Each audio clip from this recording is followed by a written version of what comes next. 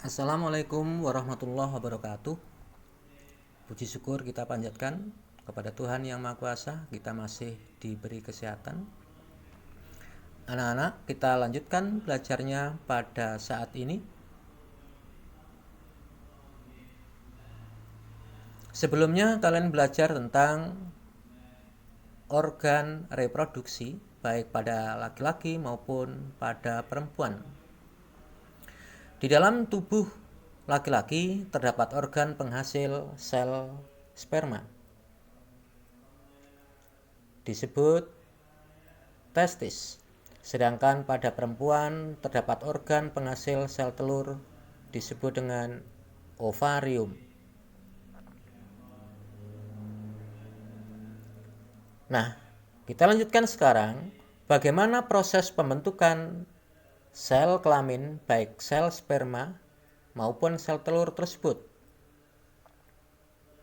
Bagaimana proses pembentukan sel sperma di dalam testis dan bagaimana pula proses pembentukan sel telur yang terjadi di dalam ovarium. Pembentukan sel kelamin disebut dengan istilah gametogenesis, tentunya meliputi pembentukan sel sperma atau spermatogenesis, dan pembentukan sel telur disebut oogenesis. Tentunya kalian mengetahui pembentukan sel sperma terjadi pada testis, tepatnya pada tubulus seminiferus. Sedangkan pembentukan sel telur terjadi pada ovarium, tepatnya pada folikel di ovarium. Pembentukan sel kelamin, baik itu sel sperma maupun sel telur, terjadi melalui peristiwa pembelahan sel secara meiosis, tetapi diawali sebelumnya dengan pembelahan secara mitosis.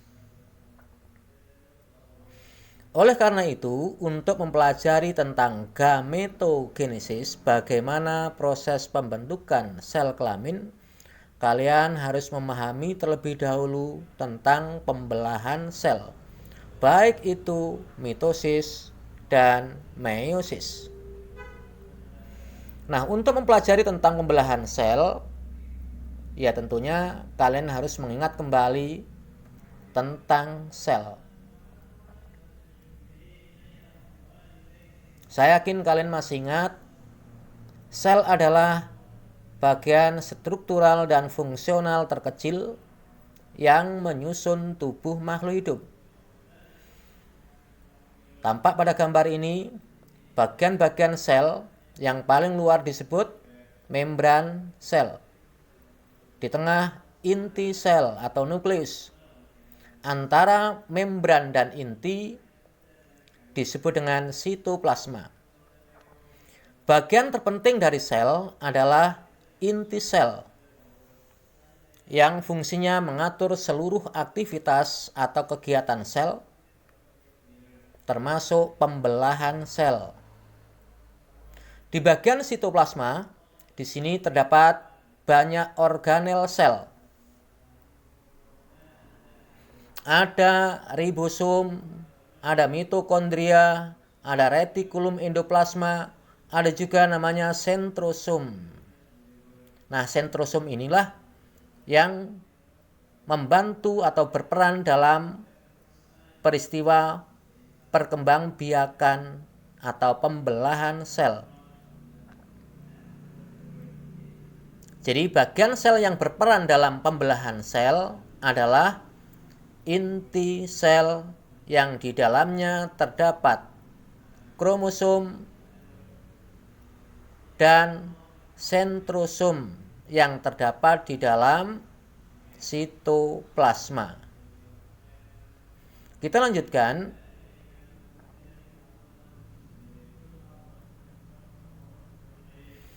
Nah, kromosom yang terletak di dalam inti sel ini bisa dibedakan.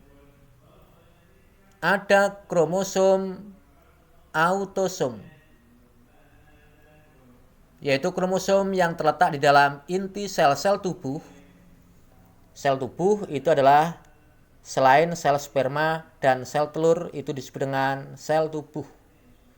Contoh misalnya tulang tersusun atas sel-sel tulang.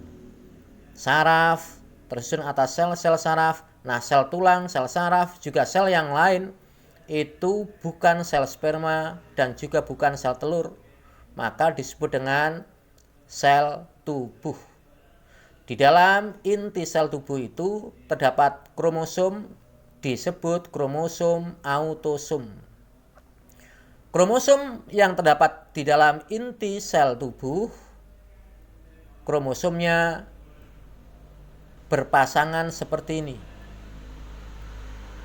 Disebut dengan kromosom diploid. Di itu artinya dua. Dua itu berarti satu pasang.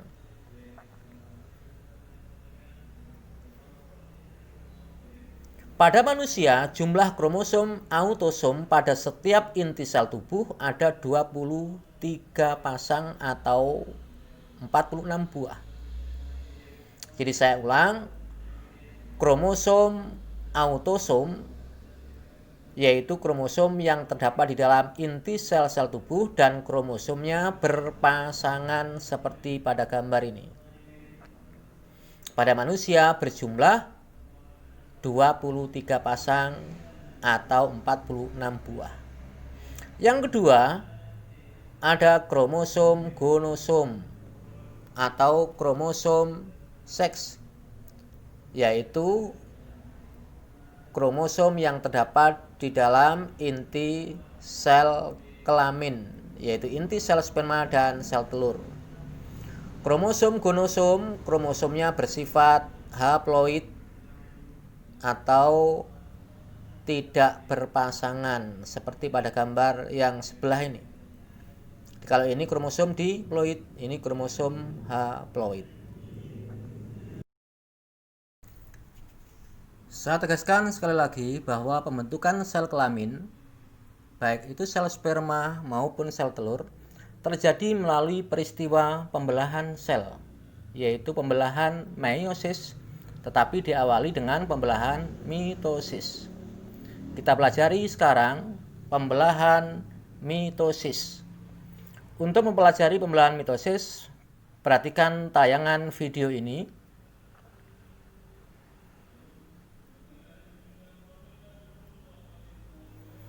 Baik, ini adalah gambar sel, cuma yang dinampakkan adalah intinya saja. Karena inti merupakan bagian paling penting, di dalam inti di sini terdapat kromosom, cuma kromosomnya tidak tampak. Kromosom akan memperlihatkan atau tampak ketika sel akan membelah. Dalam pembelahan sel, tidak sederhana seperti yang kita ucap, misalnya satu sel membelah menjadi dua, dua menjadi empat, empat menjadi 8, dan seterusnya. Tidak sesederhana itu, tetapi ada tahapan-tahapannya. Baiklah, bagaimana tahapan-tahapan pembelahan sel itu? Diawali dari tahap yang pertama, atau awal pembelahan, tahap awal yang disebut dengan istilah profase. Tampak di sini kromosom yang sebelumnya tadi tidak tampak menampakkan diri dengan cara kromosom memendek atau menebal. Kemudian kromosom membentuk kembaran atau duplikat berpasangan. Ini misalnya pasangannya ini. Ini pasangannya ini. Nah, selanjutnya setelah kromosom menebal dan membentuk kembaran atau pasangannya, tahap berikutnya, ya, sentrosom yang di dalamnya terdapat 2 sentromir, kemudian 2 sentromir itu bergerak menuju kutub yang berlawanan. Nah, ini sudah dinampakkan sitoplasmanya di sini. Ini adalah yang dinampakkan awal tadi, inti selnya. Kemudian ini sudah dinampakkan keseluruhannya. sehingga sentrosom yang letaknya di luar inti terlihat di sini, kemudian bergerak tadi menuju kutub yang berlawanan. Selanjutnya sentromir membentuk benang-benang spindle yang seperti cahaya. Ini adalah benang-benang spindle. Selanjutnya benang-benang spindle itu mengikat kromosom dan menempatkan kromosom di tengah-tengah bidang pembelahan. Ya, seperti ini. Sekarang kromosom ditempatkan di tengah-tengah bidang pembelahan atau bidang ekuator. Tahap ini disebut dengan tahap yang kedua, yaitu metafase. Meta di tengah, fase tahap. Ditandai dengan apa? Kromosom berada di tengah-tengah bidang pembelahan. Nah, selanjutnya kromosom yang ada di tengah ini adalah kromosom yang kembar tadi, masing-masing kembarannya atau istilahnya kromosom homolog ditarik menuju kutub yang berlawanan oleh benang-benang spindle, ditarik menuju kutub yang berlawanan. Tahap ini, tahap yang ketiga, disebut dengan anafase. Ana itu kutub, fase tahap. Nah, selanjutnya setelah kromosom mengelompok menjadi dua kutub seperti ini, tahap yang keempat, di masing-masing kutub terbentuk membran inti sel dan akhirnya terdapat dua inti sel. Inti sel yang awal tadi satu membelah menjadi dua. Nah, inti merupakan bagian paling penting. Ketika inti sudah membelah menjadi dua, tinggal membagi sitoplasmanya. Nah, tahap ini adalah tahap yang terakhir, disebut dengan telofase. Pada tahap telofase terbentuk dua inti sel dan akhirnya sel membelah menjadi dua dengan membagi sitoplasmanya. Tampak dari luar, bagian tengah mengecil. Ini adalah tahap pembagian sitoplasma atau yang disebut dengan istilah sitokinesis. Satu sel membelah menjadi dua, kemudian masing-masing tadi kalau membelah menjadi 4 menjadi 8 melalui tahapan-tahapan yang cukup rumit tadi, yang disertai masing-masing tahapan disertai dengan adanya perubahan di dalam kromosomnya.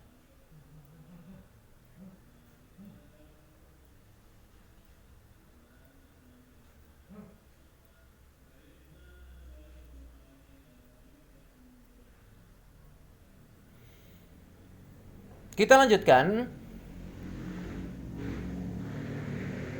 Iya. Jadi kesimpulannya bagaimana? Pembelahan mitosis yaitu pembelahan sel satu membelah menjadi dua. Kemudian dua sel anak yang dihasilkan ini, kalau kita cermati, kita perhatikan tadi, kromosomnya sudah tidak kromosomnya sama dengan sel induknya. Jadi kalau sel induknya bersifat diploid, sel anak juga bersifat diploid.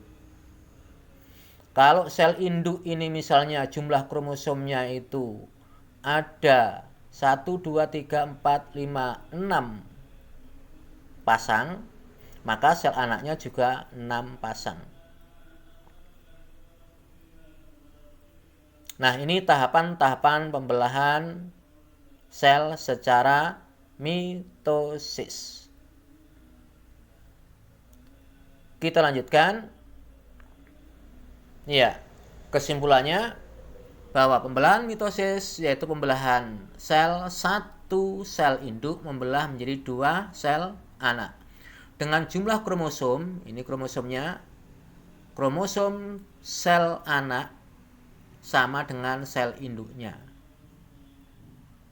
Contoh, Kalau kromosom sel induk 2 pasang atau 4 buah, maka sel anaknya juga 2 pasang atau 4 buah.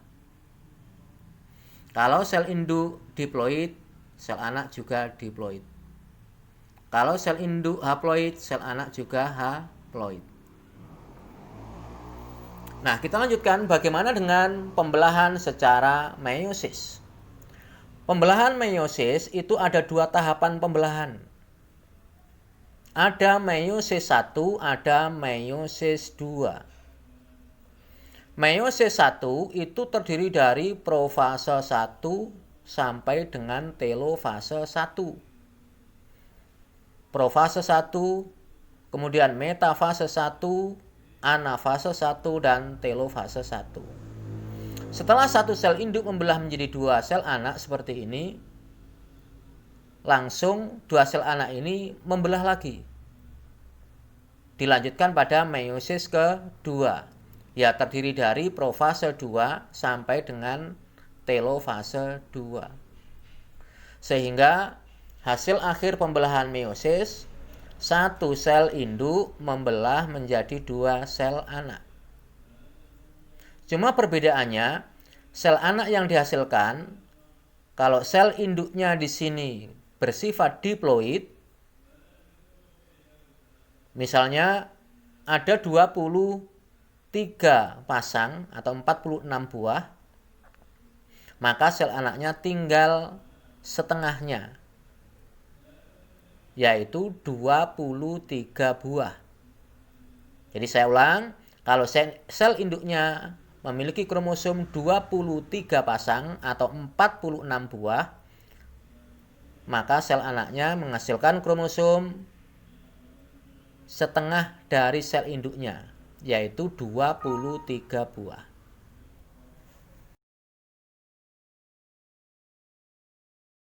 Jadi kesimpulannya, pembelahan meiosis yaitu pembelahan sel di mana satu sel induk membelah menjadi 4 sel anak. Karena pada meiosis ada 2 tahap pembelahan, ada meiosis 1 menghasilkan 2 sel anak, dilanjutkan meiosis kedua masing-masing sel membelah sehingga keseluruhannya menjadi 4 sel anak. Dengan jumlah kromosom sel induk, saya ulang, dengan jumlah kromosom sel anak setengah dari sel induknya. Jadi kalau sel induk, misalnya contoh pada gambar ini ada 2 pasang atau 4 buah, maka sel anak pembelahan meiosis kromosomnya 2 buah. Karena kromosomnya tidak berpasangan lagi.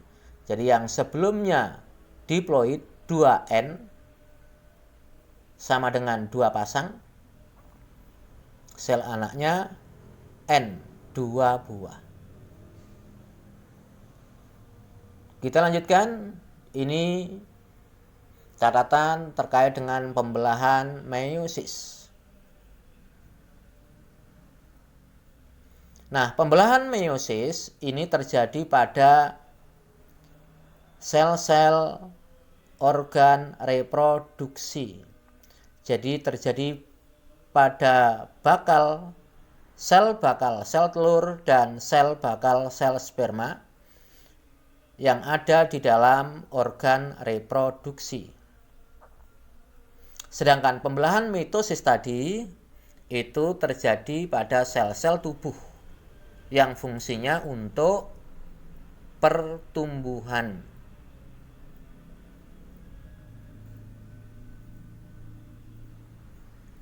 Kita lanjutkan bagaimana pembentukan sel sperma atau spermatogenesis.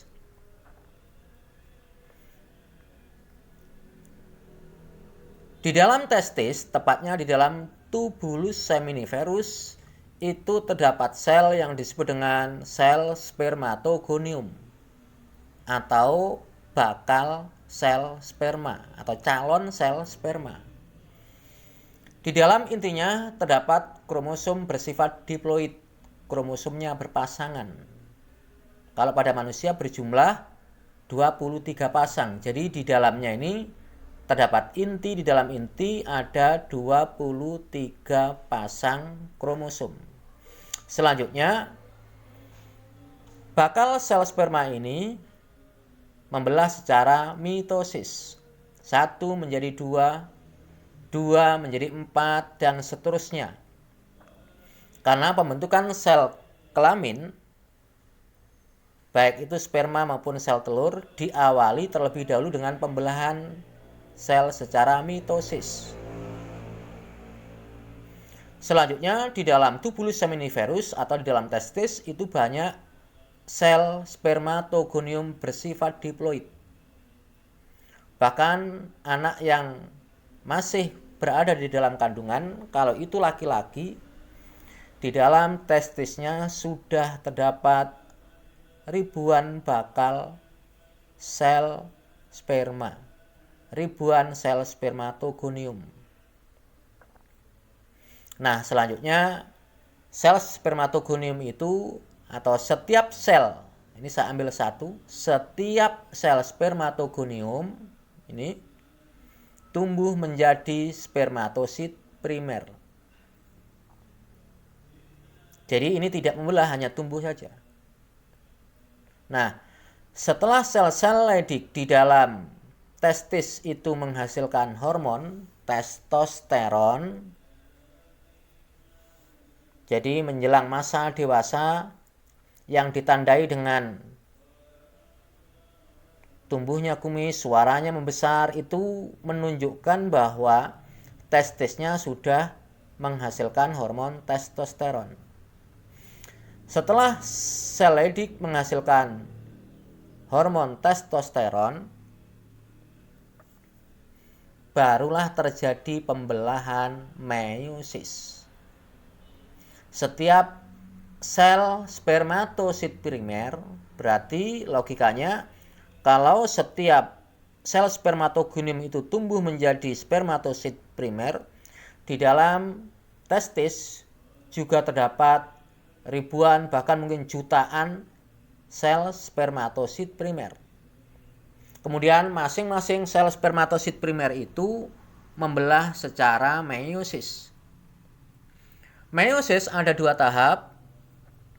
Diawali dengan meiosis 1. Pada meiosis 1 menghasilkan 2 sel anak.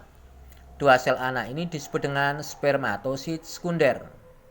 Kemudian langsung membelah, dilanjutkan meiosis kedua. Masing-masing membelah menjadi 2 sel anak sehingga menghasilkan 4 sel anak. Disebut dengan spermatid. Di sini ada tulisannya spermatid sebetulnya. Kemudian masing-masing spermatid mengalami diferensiasi, membentuk struktur dan fungsi baru. Jadi awalnya lonjong, kemudian membentuk ekor, membentuk kepala, menjadi sel sperma. Jadi kesimpulannya, pada pembentukan sel sperma, satu sel spermatogonium, satu bakal sel sperma, setelah membelah secara meiosis, menghasilkan 4 sel sperma yang fungsional.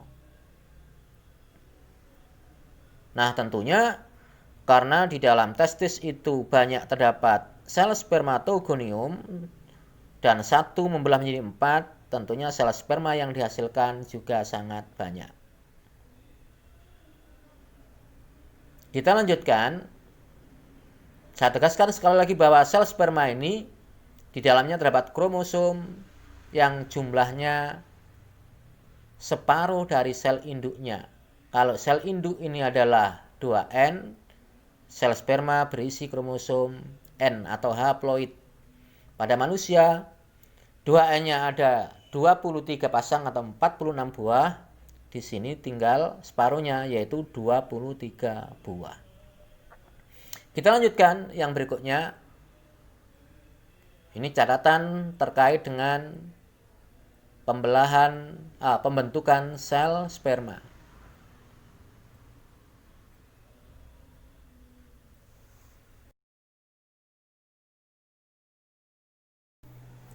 Baiklah, sel sperma itu seperti apa? Kamu perhatikan slide berikut ini. Nah, ini adalah bentuk sel sperma. Sel sperma terdiri dari kepala sel sperma. Di dalam kepala ini ada nukleus, ada sentriol, ada akrosom paling depan ini. Kemudian di bagian tengah ada mitokondria. Mitokondria itu untuk respirasi sel, respirasi menghasilkan energi. Untuk bergeraknya, energi itu digunakan untuk bergeraknya sel sperma. Untuk bergerak dia memiliki ekor. Jadi ekor ini untuk bergerak.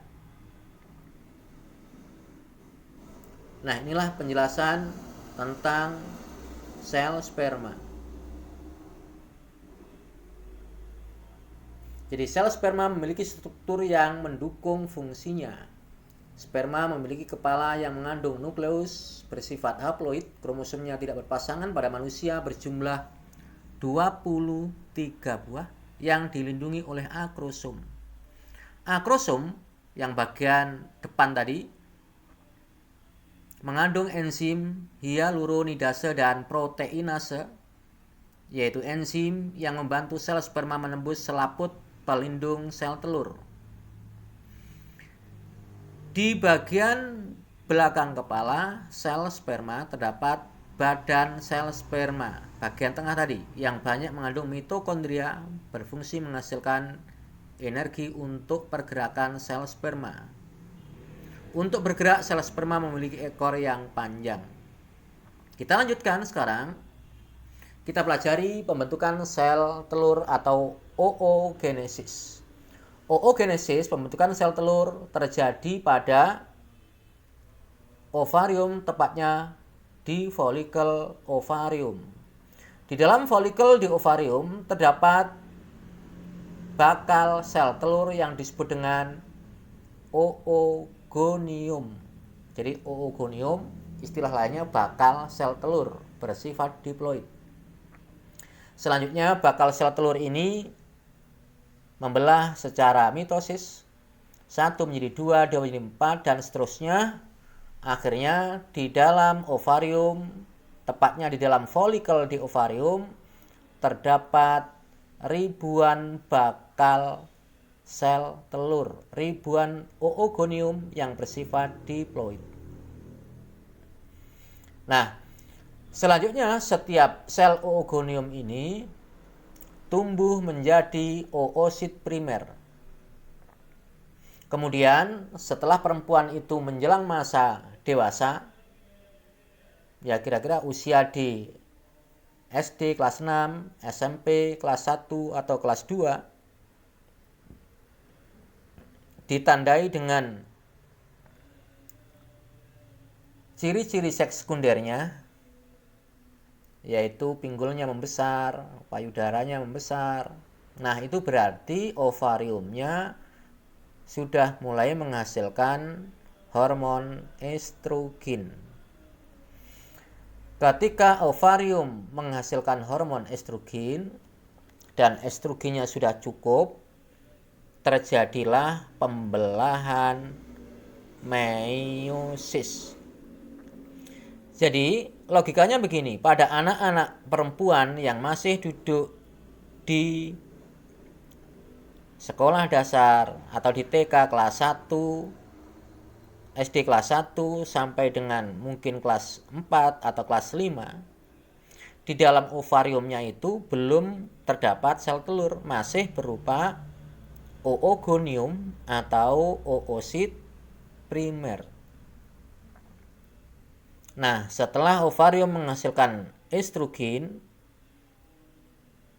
di SD kelas 6, kelas 1 atau kelas 7, di SMP kelas 8, karena masing-masing anak tidak sama. Pokoknya ditandai dengan ciri-ciri seks sekundernya tadi, pinggulnya membesar, payudaranya mulai membesar, itu berarti ovariumnya sudah menghasilkan hormon estrogen. Barulah terjadi pembelahan meiosis. Setiap oosit primer yang bersifat diploid atau 2N membelah secara meiosis. Meiosis ada 2 tahap. Pada meiosis 1 menghasilkan 2 sel anak. Cuma yang satu ukurannya besar, yang satu kecil. Yang besar ini disebut dengan oosit sekunder. Pokoknya yang pertama primer, kemudian yang kedua sekunder. Yang kecil namanya badan polar atau polosit atau badan kutub. Ini badan polar atau badan kutub 1. Dilanjutkan meiosis kedua, masing-masing membelah lagi. Ternyata oosit sekunder menghasilkan 2 sel anak, yang satu besar, yang satu kecil. Sama seperti hasil pembelahan badan polar ini. Jadi menghasilkan, pada meiosis 2 menghasilkan 4, ini ada 4 ya. Yang besar 1, yang kecil 3. Yang kecil ini disebut dengan badan polar kedua. Sedangkan yang besar namanya ootit. Kemudian ootit ini tumbuh menjadi ovum. Ya, tentunya berbeda antara pembentukan sel sperma dengan pembentukan sel telur. Perbedaannya pada pembentukan sel sperma atau spermatogenesis, satu bakal sel sperma atau satu sel spermatogonium membelah menghasilkan 4 sel sperma yang fungsional. Sedangkan pada pembentukan sel telur atau oogenesis, satu bakal sel telur atau satu sel oogonium setelah membelah secara meiosis hanya menghasilkan sebuah sel telur yang fungsional. Dari hasil pembelahan itu tentunya kita juga bisa memperkirakan bahwa jumlah sel sperma jauh lebih banyak dibanding sel telur. Kita lanjutkan. Ini rangkumannya tentang oogenesis atau pembentukan sel telur.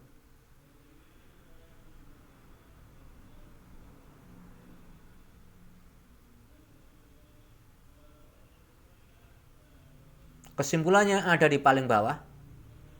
Jadi pada proses oogenesis atau pembentukan sel telur dari satu oogonium yang bersifat diploid, jadi kalau 2N itu membacanya diploid, akan menghasilkan satu sel telur atau ovum haploid yang fungsional. Baik, kita lanjutkan informasi tentang sel telur.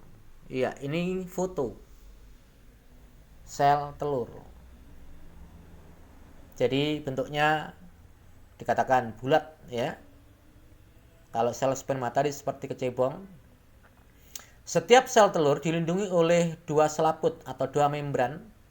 Paling luar namanya corona radiata. Kemudian di sebelah dalamnya ada selaput atau zona pellucida. Sel telur mengeluarkan senyawa fertilisin yang tersusun dari glikoprotein. Jadi gliko itu gula, protein, ya protein dan gula. Yang berfungsi, seperti kita ketahui bahwa ini adalah makanan, berfungsi mengaktifkan sel sperma agar bergerak lebih cepat. Kemudian menarik sel sperma secara kemotastik. Dan yang ketiga, mengumpulkan sperma di sekeliling ovum.